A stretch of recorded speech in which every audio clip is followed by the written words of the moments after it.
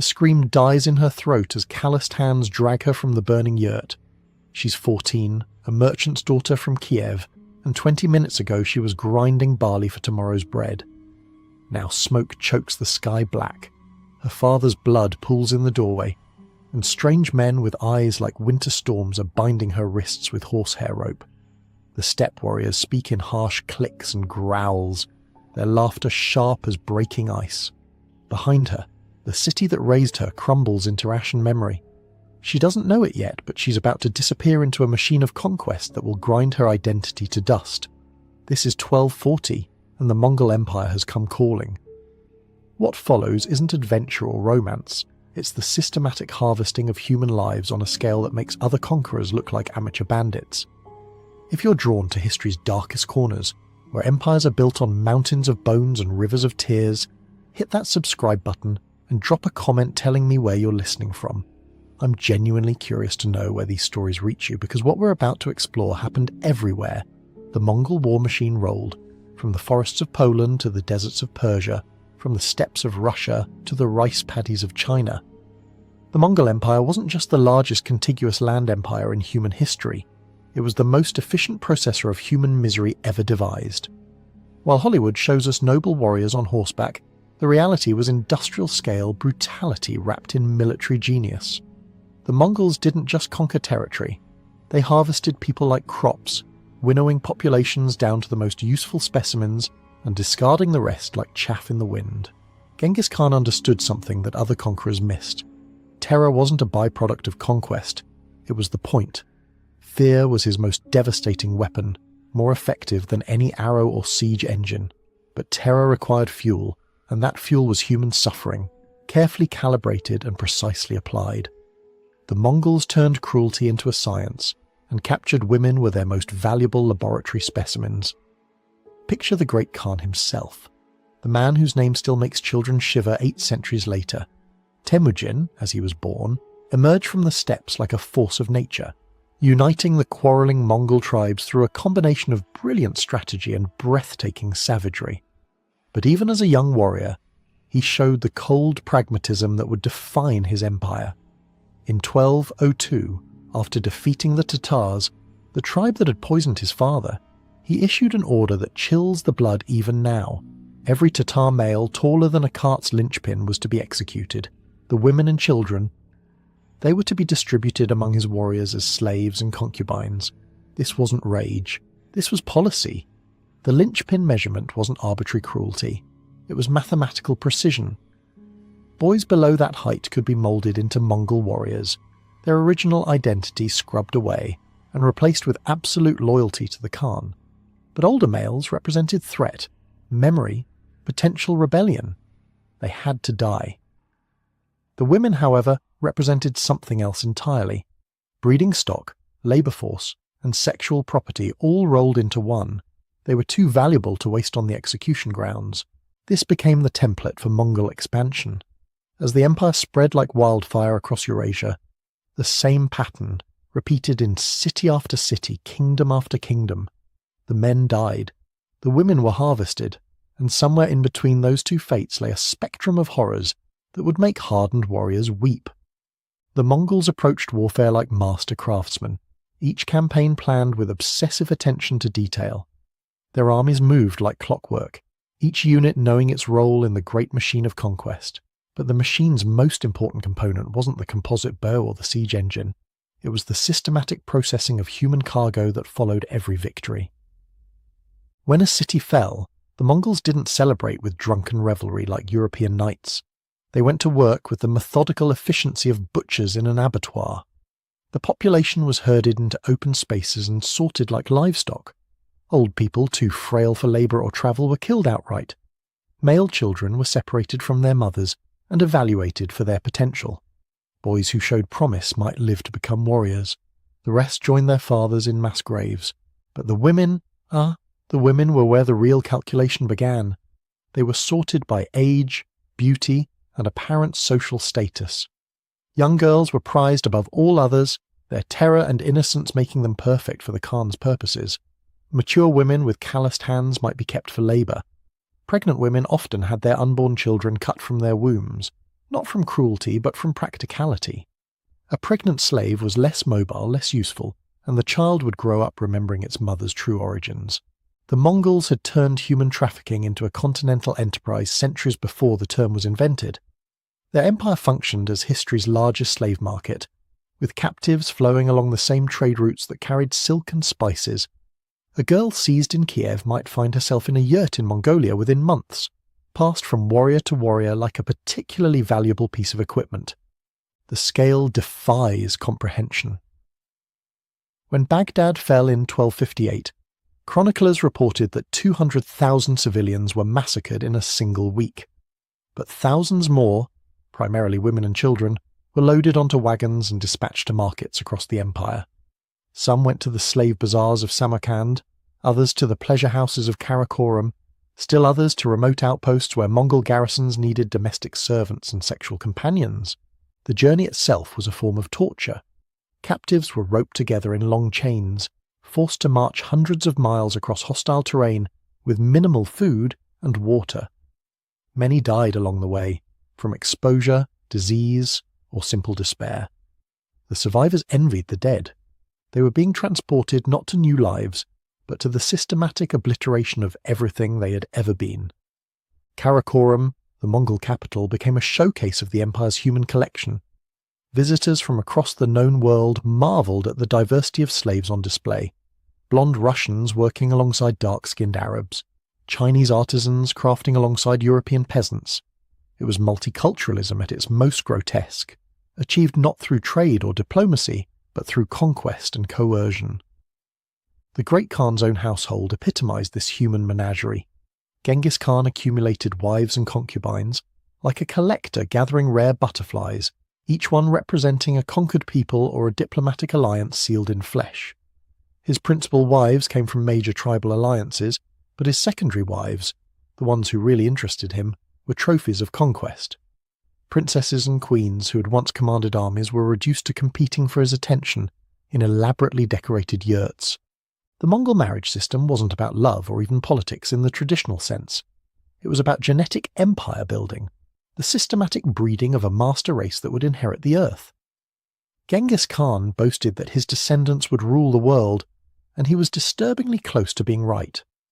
Modern genetic studies suggest that 1 in every 200 men alive today carries his Y chromosome markers, a biological legacy written in the wombs of countless conquered women. But the Khan's personal collection was just the tip of the iceberg. Every Mongol warrior, from the highest general to the lowest archer, expected his share of human plunder. Victory wasn't just measured in territory or treasure, it was measured in the number of women a man could claim. The most beautiful captives were reserved for the elite, but even common soldiers could expect to receive their own personal slaves after a successful campaign. The Mongols institutionalized rape in ways that would make modern war criminals blush. It wasn't random violence committed by undisciplined troops, it was organized policy, as systematic as their military formations or their taxation systems. Women were distributed according to rank and merit, with detailed records kept of who received what. The empire's bureaucrats tracked human cargo with the same precision they applied to horses or grain. Sexual slavery was woven so deeply into Mongol culture that it became a form of currency. Warriors traded women like playing cards, gambling them away in dice games or using them to pay debts. A particularly beautiful girl might change hands dozens of times before finding a permanent owner, if she survived that long. Many didn't. The mortality rate among captured women was catastrophic, especially in the first months after capture. The psychological warfare was as devastating as the physical abuse. The Mongols understood that breaking a woman's spirit was more valuable than simply breaking her body. They developed techniques of humiliation and degradation that would have impressed the operators of modern concentration camps. Women were forced to watch their children murdered, their husbands tortured, their cities burned. Only then were they claimed as property, their trauma fresh and their resistance shattered. The Mongols were particular connoisseurs of what we might now call cultural genocide. They didn't just want to own women's bodies, they wanted to erase their identities entirely. Captives were forbidden to speak their native languages, practice their religions, or maintain any connection to their former lives. Names were changed or eliminated altogether. A princess of Kiev became simply that Russian girl in the third tent. A merchant's daughter from Baghdad became the Arab woman who knows numbers. Children born from these forced unions occupied a strange twilight existence. They were neither fully Mongol nor completely slave, caught between worlds in a way that drove many to madness. The Mongols cultivated this confusion deliberately, using mixed-blood children as interpreters, administrators, and go-betweens who could never fully belong to either culture. These children grew up, knowing that their very existence was a testament to their mother's violation, a walking monument to conquest and subjugation. The empire's expansion created a continental network of human misery that connected the Atlantic to the Pacific. Slavic women worked in Chinese households, Persian girls served in Russian camps, European princesses were bred like livestock in Mongolian yurts. The Mongols had created the world's first truly global economy, and its currency was human suffering. The logistics alone were staggering. Moving thousands of captives across thousands of miles required the same organizational genius that made the Mongol military machine so effective. Rest stations were established along major routes, stocked with food, water, and replacement guards. Sick or injured captives were abandoned or killed to prevent the convoys from slowing down. The weak died, the strong survived, and the survivors were broken down and rebuilt as Mongol property. The processing centers that developed at major crossroads became some of history's most efficient dehumanization facilities. Newly arrived captives were stripped, bathed, examined for disease, and sorted according to their potential uses. Those deemed suitable for manual labor were branded and assigned to work gangs. Those selected for sexual service were cleaned, dressed, and trained in the arts of pleasing their new masters. The elderly and infirm were simply eliminated, their bodies fed to the empire's war dogs. But the Mongols' greatest innovation was turning their victims into accomplices. Captured women were often forced to assist in the processing of new arrivals, translating for confused prisoners or helping to sort them into categories. Some became so thoroughly broken that they competed for their master's favor, informing on escape attempts or identifying potential troublemakers among the fresh captives. The empire turned its victims into extensions of its own cruelty, creating a self-perpetuating cycle of oppression that required minimal oversight. The psychological profile of the typical Mongol warrior reveals a mindset that modern psychologists would recognize immediately: the complete dehumanization of the enemy. Mongols were raised from childhood to view non-Mongols as a different species entirely, closer to animals than to humans. This wasn't casual racism, it was systematic conditioning that made mass atrocities not just possible, but psychologically necessary. A warrior who hesitated to rape a captured woman was seen as weak, potentially unreliable in future campaigns. The empire's legal system codified these attitudes with chilling precision. Mongol law recognized various categories of human property, each with its own rules and restrictions. High-ranking captives might retain some vestige of their former status, living in relative comfort while serving diplomatic or administrative functions. Middle-tier prisoners became domestic servants, craftsmen, or concubines. The lowest category, which included most captured women, were classified as livestock, subject to the same laws that governed horses or cattle. This legal framework wasn't primitive barbarism, it was sophisticated jurisprudence applied to the systematic exploitation of human beings. The Mongols developed detailed protocols for everything from the punishment of disobedient slaves to the inheritance rights of mixed-blood children. They created a vast bureaucracy devoted entirely to the management of human property, complete with registries, transfer documents, and quality assessments. The breeding programs were perhaps the most chilling aspect of this system.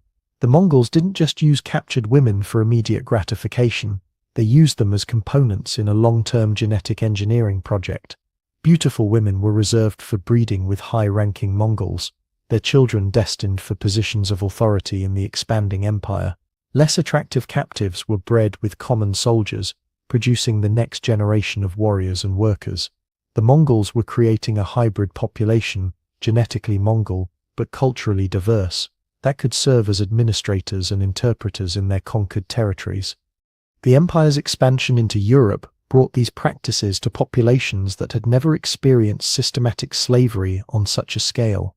The Mongol invasions of Poland and Hungary in 1241 introduced Western Europe to industrial-scale human trafficking for the first time. Entire regions were depopulated as the Mongols swept through, collecting every woman and child worth transporting, and leaving behind nothing but burned villages and mass graves. The psychological impact on European societies was profound and lasting. Chronicles from the period describe a terror so complete that some communities committed mass suicide rather than face capture. Others abandoned their homes and fled deeper into the forests, creating the first great refugee crisis in European history. The Mongols had weaponized fear itself, using the threat of capture and enslavement to paralyze resistance before their armies even arrived. But terror was just the beginning. The Mongols understood that truly effective conquest required not just military victory but cultural annihilation. They didn't want to rule over foreign peoples, they wanted to absorb them, digest them, and transform them into extensions of the Mongol organism. Captured women were crucial to this process, serving as unwilling bridges between the conquerors and the conquered. The empire's intelligence network relied heavily on broken women who had been trained to extract information from new prisoners. These collaborators, for that's what they were, however unwillingly, became experts at identifying the social hierarchies and political structures of conquered territories. They could spot a disguised nobleman, recognize a wealthy merchant's daughter, or identify a woman with valuable skills. Their betrayals were the oil that kept the Mongol machine running smoothly. The conversion process was methodical and thorough. New captives were isolated from anyone who shared their language or customs, preventing the formation of resistance networks. They were assigned new names, new roles, and new identities that had no connection to their former lives. Those who adapted quickly to their new circumstances were rewarded with better food, warmer clothing, and less onerous duties. Those who resisted were made examples of, their punishments designed to educate other captives about the futility of defiance. The Mongols pioneered techniques of psychological manipulation that wouldn't be out of place in a modern brainwashing manual. They alternated periods of extreme cruelty with moments of unexpected kindness, creating emotional dependency and confusion in their victims. A woman might be savagely beaten one day and given a silk dress the next, the unpredictability designed to break down her mental resistance and make her grateful for any scrap of human decency. The empire's religious policies added another layer of complexity to this system. The Mongols were religiously tolerant by the standards of their time, but this tolerance was itself a form of control. Captive women were allowed to maintain their faiths, but only under strict supervision and only in ways that reinforced their subjugation. Christian women might be permitted to pray, but only to ask God to bless their Mongol masters. Muslim women could observe Ramadan, but only if they continued to serve their captors' needs. This corrupted spirituality became another chain, binding them to their new lives. The empire's collapse in the late 13th and early 14th centuries didn't bring freedom to the millions of women who had been enslaved during its expansion. Instead, it scattered them across a fragmented landscape of successor states, each maintaining its own version of the Mongol system. The Golden Horde continued trading in human cargo along the Volga. The Ilkhanate maintained slave markets in Persia. The Yuan dynasty in China kept its massive population of foreign concubines and servants. The machinery of oppression had become so entrenched that it outlived the empire that created it. The biological legacy of this systematic sexual exploitation is still visible today. Genetic studies across Eurasia reveal the unmistakable signatures of Mongol conquest, not just the Y chromosomes of the conquerors, but the mitochondrial DNA of their victims. The women who were dragged from their homes and forced to bear children for their captors left their own genetic testimony, a molecular record of suffering that spans continents and centuries. But the psychological legacy may be even more profound. The Mongol Empire demonstrated that human beings could be processed like any other resource, sorted and distributed according to their utility to the state. They proved that entire populations could be uprooted and relocated without regard for their wishes or welfare. They showed that identity itself could be manufactured and manipulated by those with sufficient power and ruthlessness. The techniques developed by the Mongols, the systematic dehumanization, the industrial-scale processing of prisoners, the use of terror as administrative policy, would be refined and repeated by countless later regimes. Stalin's deportations, Hitler's concentration camps, Pol Pot's killing fields, all drew from the same playbook that the Mongols had written centuries earlier. The empire fell, but its innovations in human cruelty proved remarkably durable. What makes the Mongol system particularly chilling is how thoroughly it succeeded. Unlike other conquerors who imposed their will through brute force alone, the Mongols created a self-sustaining mechanism that turned their victims into willing participants in their own oppression. They didn't just break bodies, they broke spirits, identities, and entire cultures. They created a generation of women who taught their daughters to submit, who passed on the trauma as surely as they passed on their genes. The empire's administrative records, preserved in various archives across Eurasia, provide a paper trail of this systematic dehumanization. Registers of slave distributions read like livestock, inventories cataloging human beings by age, physical characteristics, and estimated value. Transfer documents track the movement of women and children across thousands of miles, noting deaths, births, and changes in ownership with bureaucratic precision. These weren't the chaotic records of a barbaric horde, they were the methodical accounts of history's most efficient slave-trading operation. The Mongols understood something that many later historians have missed. Conquest isn't just about taking territory, it's about processing people. They developed a comprehensive system for converting human beings into resources, breaking down their resistance and rebuilding them as components in the imperial machine. Every aspect of this process was carefully planned and ruthlessly executed, from the initial sorting of captives to their final placement in Mongol households across the empire. The legacy of Mongol sexual slavery extends far beyond the direct victims. The systematic rape and forced breeding that characterized Mongol expansion created ripple effects that shaped entire civilizations. The hybrid populations produced by these policies became the administrators, merchants, and cultural intermediaries who held the empire together. Their mixed heritage made them perfect go-betweens, but it also condemned them to a lifetime of cultural confusion and divided loyalties. The Mongol Empire's approach to human trafficking was revolutionary in its scope and efficiency, but it was also profoundly destructive to the social fabric of conquered territories. Traditional family structures were obliterated, leaving behind fractured communities that took generations to heal. Languages died out as their speakers were scattered across the empire and forbidden to teach them to their children. Entire ethnic groups were absorbed into the Mongol system, their distinctive characteristics diluted and eventually erased. But perhaps the most lasting damage was psychological. The Mongol invasions introduced entire populations to levels of systematic cruelty that had previously been unimaginable. The knowledge that such things were possible, that human beings could be reduced to commodities and processed like grain or livestock, fundamentally changed how these societies understood themselves and their place in the world. The trauma was passed down through generations, embedded in folklore, cautionary tales, and collective memory. The scale of the Mongol slave trade dwarfed anything that had come before it. While other empires had practiced slavery, none had done so with the systematic efficiency and continental reach of the Mongols. They created the first truly international market in human beings, connecting slave traders from the Atlantic to the Pacific in a network of suffering that spanned 13 time zones. The numbers are staggering. Conservative estimates suggest that millions of people were enslaved during the century of Mongol expansion, with women and children making up the vast majority of this human cargo. The Mongols also pioneered new forms of sexual exploitation that were specifically designed to maximize both immediate gratification and long-term strategic benefit. They didn't just rape conquered women, they systematically impregnated them as a form of biological warfare, flooding conquered territories with mixed-blood children who would grow up culturally Mongol, but physically resembling the local population. These children became the empire's most effective agents, able to infiltrate and manipulate the societies their mothers had come from.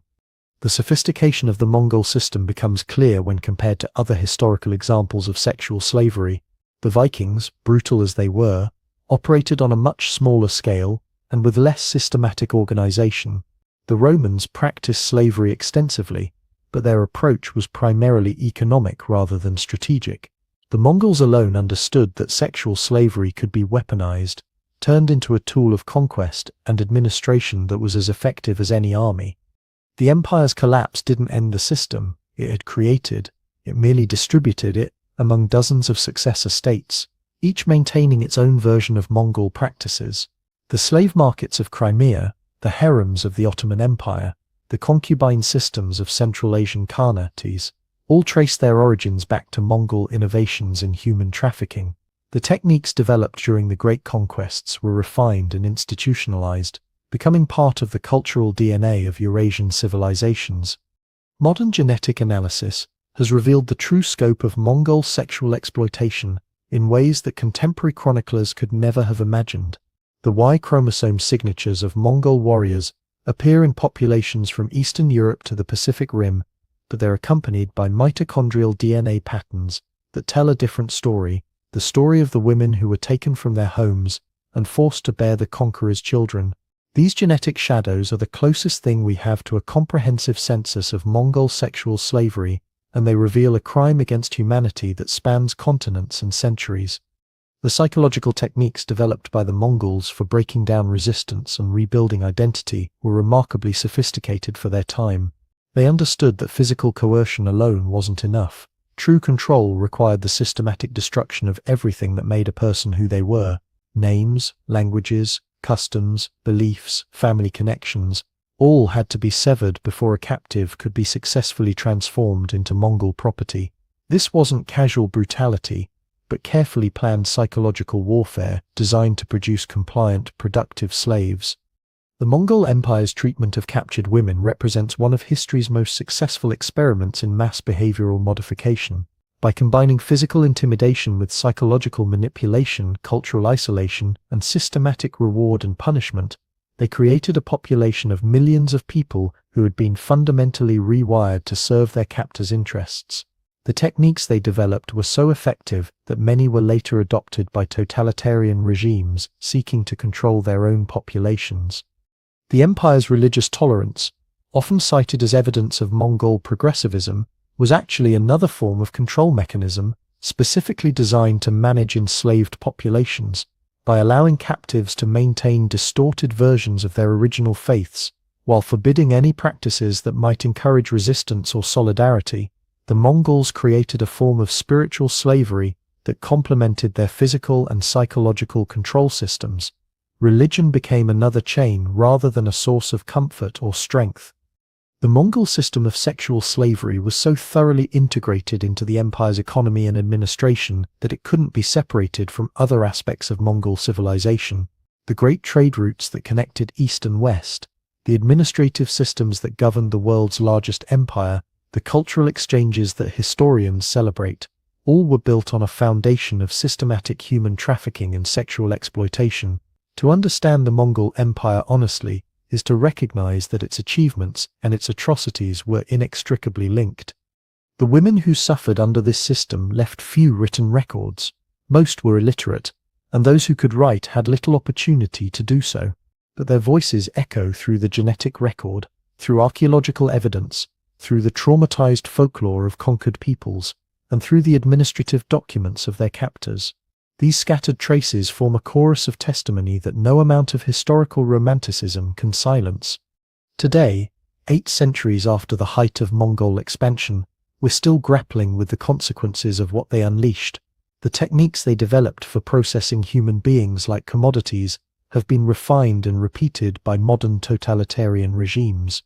The genetic legacy of their systematic sexual exploitation is written into the DNA of hundreds of millions of people. The psychological trauma they inflicted was passed down through generations, shaping the worldview of entire civilizations. The Mongol Empire wasn't just the largest contiguous empire in human history, it was the most efficient machine for destroying human dignity ever created. They turned conquest into an industrial process, developed human trafficking into a continental enterprise, and transformed sexual slavery from a byproduct of war into a tool of statecraft. Their innovations in cruelty were as revolutionary as their innovations in military strategy and far more enduring. But perhaps the most disturbing aspect of the Mongol legacy is how thoroughly it succeeded in achieving its goals. The empire they built lasted for centuries, their genetic legacy spans continents, and their administrative techniques influenced civilizations from Russia to China. They proved that systematic dehumanization, if organized with sufficient skill and ruthlessness, could become the foundation for lasting power and prosperity. The question that haunts anyone who studies this period is whether such success was worth the price paid by millions of women who were reduced to breeding stock and labor units. The Mongols would have answered without hesitation: the strong devour the weak, the clever exploit the naive, and mercy is a luxury that conquerors cannot afford. They built their empire on mountains of bones and rivers of tears, and they regretted nothing. The choice of how to judge them is ours. The evidence is overwhelming, the testimony clear, and the consequences still unfolding 8 centuries later. The Mongols did to captured women exactly what they intended. They broke them, used them, and discarded them when they were no longer useful. They created a system of sexual slavery so efficient and comprehensive that it became the template for later atrocities, a playbook for turning human beings into commodities. Were they architects of history's greatest empire, visionary leaders who connected civilizations and created the first truly global economy? Or were they the operators of history's most successful human trafficking network, criminals whose innovations in cruelty would inspire later generations of monsters? The answer, disturbing as it may be, is that they were both. If you want to witness more of history's uncomfortable truths, the moments when human civilization reveals its darkest possibilities, subscribe and join us as we continue exploring the shadows that mainstream history prefers to ignore, because understanding what we're capable of at our worst is the only way to prevent it from happening again.